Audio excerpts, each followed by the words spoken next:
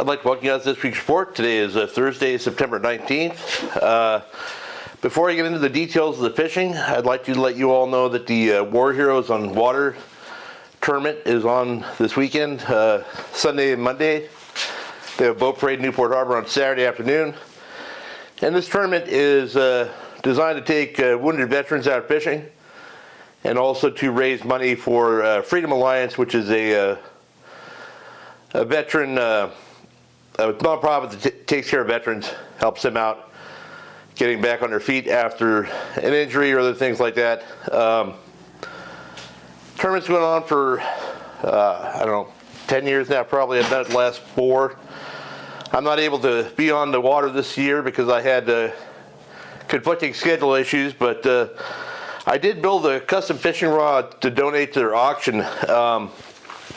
This is a Rain Shadow RCJB 96 XXH, which would make a great rail rod, or a heavy rod to fish a kite with, or a Mad Mac, spreader bars, anything like that.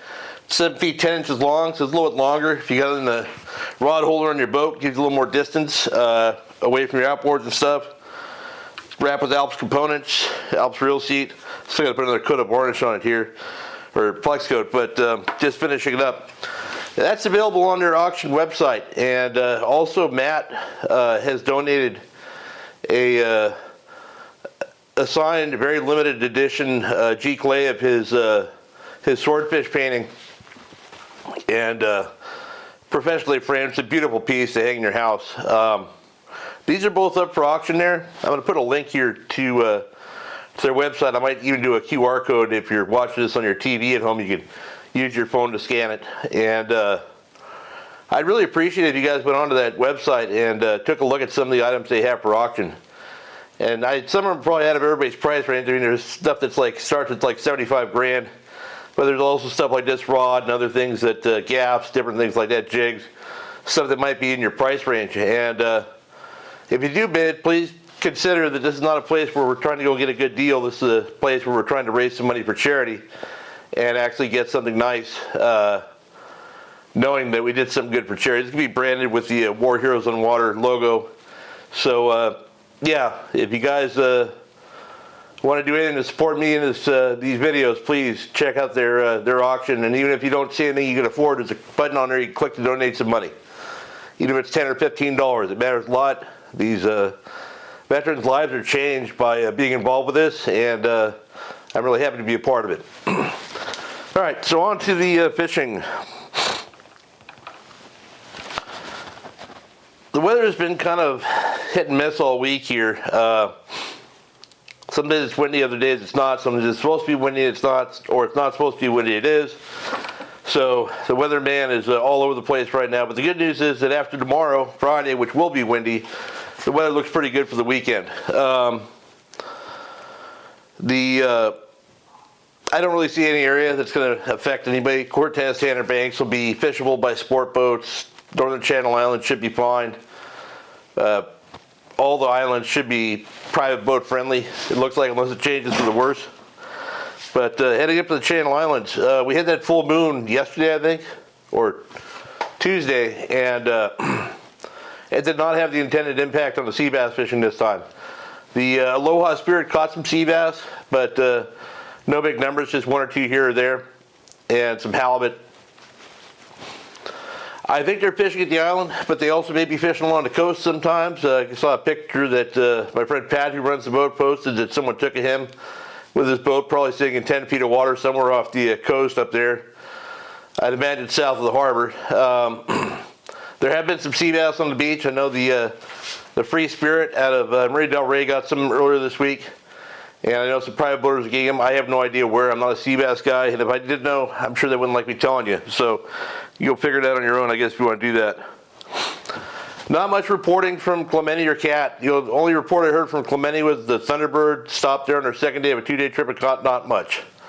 So, yeah, you can probably go over there to catch bass, either island, but just not getting a lot of coverage. And even the 3-4-day boats, I saw a lot of those fishing PV over the weekend, so that they're not necessarily running the Cat anymore either. But yeah, sorry I don't have a lot to report. We're getting to that time of year where the coverage is not there, and the coverage that is there is not all that exciting.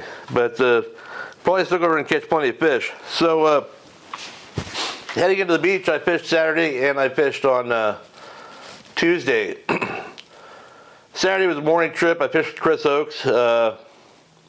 We basically bypassed all the stuff below from Point Furman to the closure because it was uphill current in the morning and also going in towards the beach, which is never good. We got up past the closure, found good downhill current in a few areas. Not very cooperative fish overall. I think we probably caught 20. We did get another big fish, and I have a video of that here.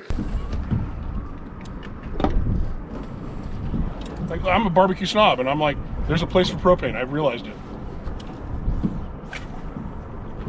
I'm making Italian sausages. What do I need freaking a fire for?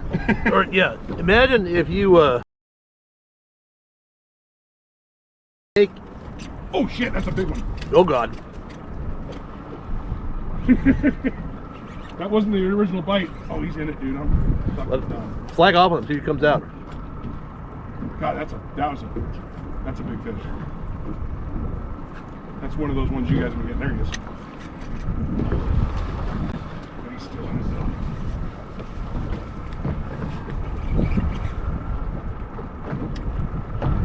He's wrapped around that. Shit, there's a big one. Big one.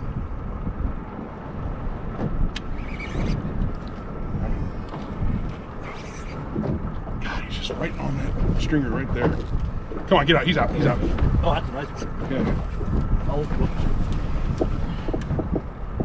Jesus Christ. Yeah, it's a big one. That's one of those ones. That's a good one. Hold that up. There you go. Put that up on the camera. You hold it up. They won't see you. Oh. Nice one. Sweet. I got one of Matt's fish. Yeah. That's a solid 7+ 6 or right 7, there. I was thinking. Yeah. So these bigger bites, we've been able to, I think I got another one next trip I'll show you in a minute here, but 5 trips in a row where we have fish over 7 pounds. That one Chris got was probably in the mid 7 pound range. He's a 6'6". If the fish doesn't look very big, just keep that in mind. There's a definite pattern happening up there, and I was thinking about it yesterday.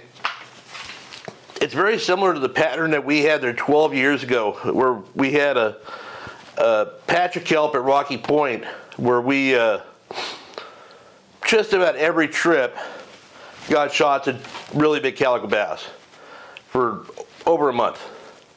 And it was a very small, isolated patch of stringers, maybe 10 feet across.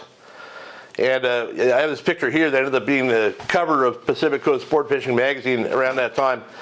Matt had hooked one of those fish, and when I went to net it, there was probably 5 or 6 fish the size of the other one around, so I just free netted one of those, and then we took the picture of both fish. They're both probably 8 pound range, but there was fish that might have been over 10 in that school had I stopped and dipped more with my net more accurately. But at the time, we knew that that was a pattern that those fish were holding there, but I did not have the knowledge to understand what it actually signified, that the fact that that is repeatable in other places. And it wasn't so much that exact spot, I realize now, as the conditions being conducive to that spot holding the bigger fish. So it would be impossible for me to tell you exactly what I'm looking at there, but basically we're looking at kelp that is not associated with the main bed, or that is associated with the main bed but acting slightly different than the rest of the bed due to current. So it could be kelp that is up against current, the kelp on the surface with a little current, and then there might be a little section of kelp that sticks out from there that's pulled down by the current because the current's running stronger right there. All 5 of the fish that we got in the last 5 trips have been in those kind of situations, and the biggest fish we caught last year and the year before, looking back, were in those same situations there. And I'm going to show you the video of the one Matt got here. This is probably a 9 pound fish. It was 25 inches long.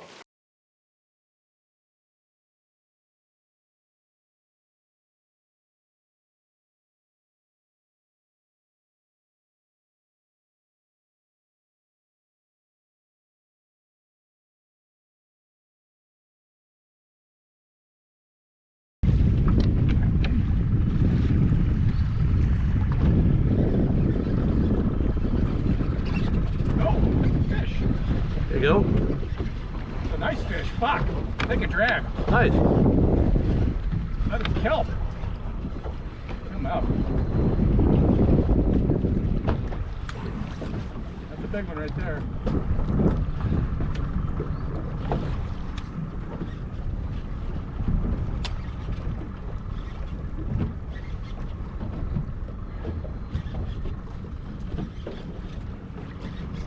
There he is.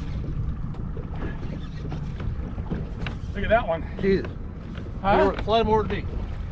It's got the leader there. Huh? Hold that thing up for the camera.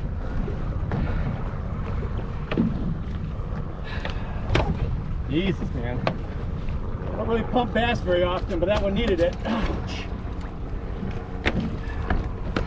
5-inch viejos.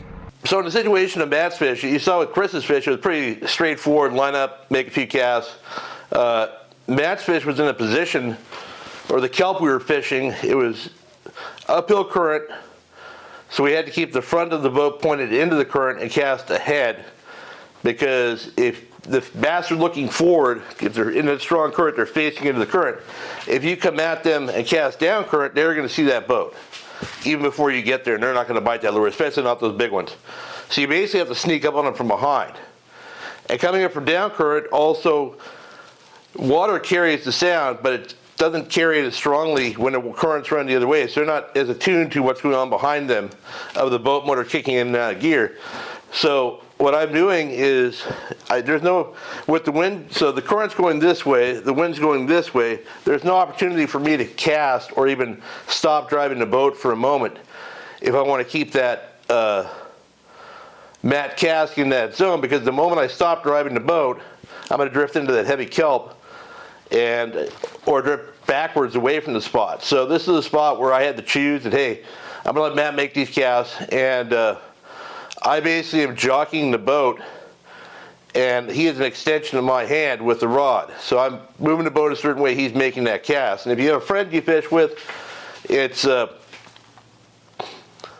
definitely something that you guys should get used to doing. Take turns doing it, whatever.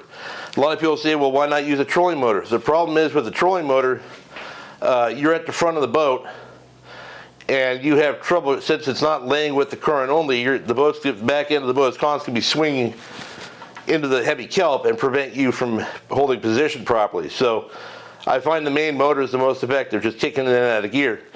But like I said, all these fish are coming from these small isolated spots, and they're usually alone or with other fish their size. So we've had a couple situations where we'd have followers, maybe just as big as the fish we hooked. But yeah, we've been very lucky to convert 100% of the time, but there's definitely, it's exciting to have that happening, and it only took me 12 years to figure it out, which is good news. So if you've been fishing for 12 years or 25 years or 40 years or 2 years, something to keep in mind is that something you pay attention to today, even though you may not understand what it is, or you think you understand what it is, may lead you to do something down the road when you have a better handle on what's going on. And always try and think and theorize about what's happening when you find fish, whatever species they are. So that's enough of my my instructional video there. So I heard from Dave Day, also fished out of PV the other day, and he had good fishing for calico bass on the Lucky Craft DD100. Got a few nice ones, good for him. Not a lot happening along the beach other than that. I'm sure you go catch Seabass or calico bass anywhere between, you know, Santa Barbara and San Diego right now, but not having a lot of reports. And then my friend Tom Troop is probably in a hangover state from trying to win that CCA boat, which he did not win, but he did get the second prize, which is a nice trip somewhere. And his son won a kayak, which is cool to see. The next area I'm hearing about is Coronado Islands. Still biting, yellows and bluefin. I was top over the weekend. They had some south wind, and Ryan from the San Diego said that he was one of those tombstone seals. South wind and slow trollers were the end of him. So if you guys are down there slow trolling, please give the sport boats a break. They can't maneuver around you, and you should know better. yeah, some of the boats have been getting, limits of bluefin on the 4-pack boats on trips, and the sport boats getting them as well. I'm hoping things stabilize again after this full moon. Something I forgot to mention earlier was that, as often happens during the full moon, we had a big west swell come in, ripping uphill current, which caused upwelling at Palos Verdes and other areas. So on Saturday, we were there in 72-degree water, and when we got up there Tuesday afternoon, it was 66. Luckily, the fish still bit. So I think it's just surface temp rollover. I don't know, but that definitely has an effect on the local bite, especially in areas down like the Coronado and things like that. So hopefully that straightens out. So also down at the Coronados, I mentioned boats, the 4-pack boat Seasons has been down there catching yellows, bluefin, things like that. So a lot of good action. In our northern offshore zone, there's still bluefin biting in that general area from Santa Barbara to San Nick and, off towards the west end of Cat, but not quite there. They're moving around a lot. I know my friends Gary Reyes and Mike Stembridge went out on Sunday, tried to find them, weren't able to connect. Everything, they said lots of bait, lots of birds, lots of everything, just no tuna. Jonathan went out same day, and he ran all over as well, but he found some dolphin that had yellowfin on them, and he got a couple fish on a popper. So I figure if there's yellowfin to be caught on a popper, he's going to be the one that does it. So good for him. Also, my friend Nick Mayhew went out and caught a nice yellowfin, and he got his trolling, and he was trolling a tiny little lure, and I got a picture of it here. I don't know what the brand is or anything, but a lot of times if those yellowfin are picky, or if they're keyed in on small bait, or if they're on dolphin, trolling a really small lure like that can get bites, and he got a real nice fish because of it, so good for him. I heard my weekly report from Oliver at Big Bass Dreams. He's still running trips. He has some openings. As usual, I think in October he has openings. I think he might be booked now. But he's at Oliver at bigbassdreams.com if you want to get together with him to fish tuna or go bass fishing. He said good bluefin fishing this week. He said on Tuesday they fished a bigger fish and they had 9 bites on the flying fish. And then on Wednesday they switched over to the smaller graded fish. The bigger fish are targeting the 100 to 160 pound class. And then the smaller fish that sub 100 pound class. They're mostly 50 to 80. And they hooked 11 fish on topwater. So that's good to hear. He said that the hot topwater lure he's using, it's something that he's working with a company on. And he's promised to get me a couple. I'm excited to try them out. They're called, the company's called Cast. It's a down under diving popper in smelt color. He said it's a real good anchovy imitator. And he's pretty sure the calicos need it too, so I'm excited about trying that out. Other boats fishing those bluefin Seabass sport fishing at Dana Point.